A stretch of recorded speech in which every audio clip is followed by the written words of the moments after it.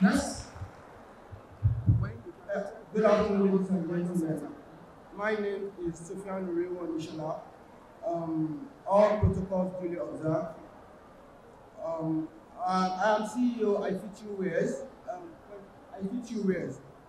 So I graduated from University of Ilorin. So I left my job 2017 because I was spending more than what I was earning. So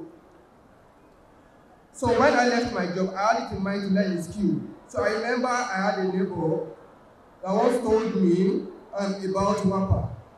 So when she left fashion designing, so I went there to make inquiries. Though fashion designing was what I wanted to do, so on getting there, I was told there wasn't space for that again. That I have to wait for a year before I can obtain the form. But I couldn't wait, so I had to opt for fashion designing related skills, which is shoemaking and leather works. There I learned the theoretical and practical aspects of shoemaking for 9 months. It's been a journey mixed with different emotions that you can think of, but all I'm good I chose shoemaking because I fell in love with the craft and all it entails.